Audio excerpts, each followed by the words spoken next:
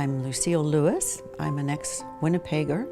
I moved to Surrey just over 40 years ago, and I'm a retired violinist and teacher. It must be nearly 40 years ago that I met John O'Brien Bell, and he invited me to join him on a city committee. It was called the Cultural Fund Committee. Out of that came the birth of Surrey Symphony Society, which now trains about 150 children a year musically. That was actually the impetus where I went from one thing to another: Surrey Symphony, Surrey Arts Council, Surrey Parks and Recreation. And it was really all as a result of my connection with John O'Brien Bell.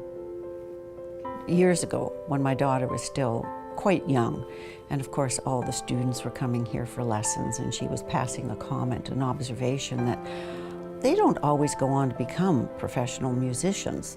Isn't that a waste of a lot of their money? And of course we talked about it and said, well, what a wonderful experience it is for them to be able to grow up and make friendships with other children who have the same interests.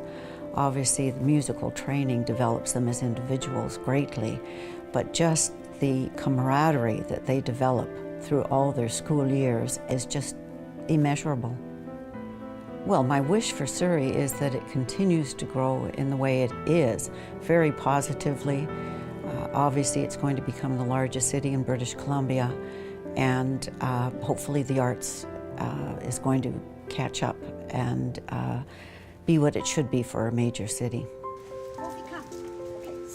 We were celebrating the 35th anniversary of Surrey Symphony Society, and I had a lovely performance at the Bell Theatre. The response from former students that were there to attend was just overwhelming. I just can't express how gratifying it is for me to feel that in some way I've touched them along the way, and how wonderful it was for them to remember me too.